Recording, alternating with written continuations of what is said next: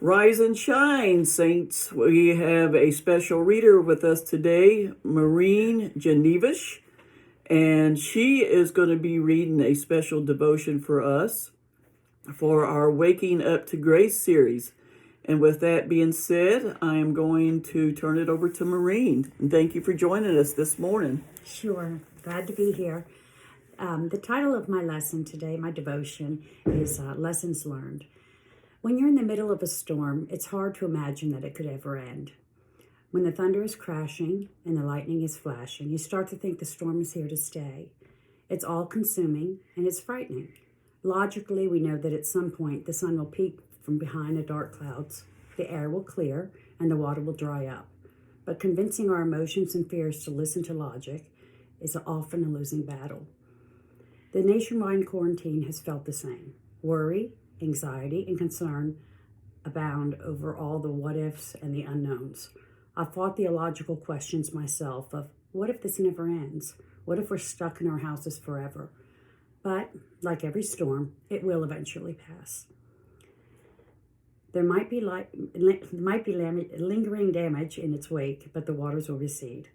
Our country's new normal might look a little different than it did before the pandemic, but there will be a new normal. Life will resume. Then they cried out to the Lord in their trouble, and he brought them out of their distress. He stilled the storm to a whisper. The waves of the sea were hushed.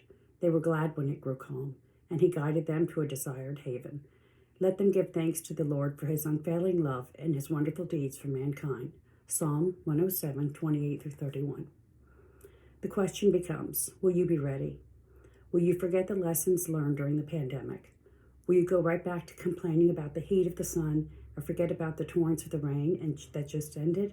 Or will you have a heart that's permanently grateful, focused on thanksgiving, and ever counting your blessings?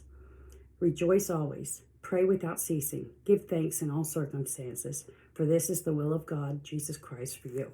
1 Thessalonians 5:16 through 18. What lessons did you learn from your experience with God throughout the pandemic? Personally, I learned to give more of myself to those in need and went out to volunteer despite the risks. When people are going through hard times, the presence of the Lord is stronger than ever in their lives. Typically, this is due to the pressing need and lack of distractions. When we truly feel our need for the Lord, idols fade to the background. Our need for Christ is the same every day, but in times of trial, it weighs heavier on the heart. This can be a blessing in disguise. After the pandemic, be sure not to let his nearness and your need for him fade. Keep that in the forefront through praise and through prayer. Amen. Thank you, Maureen.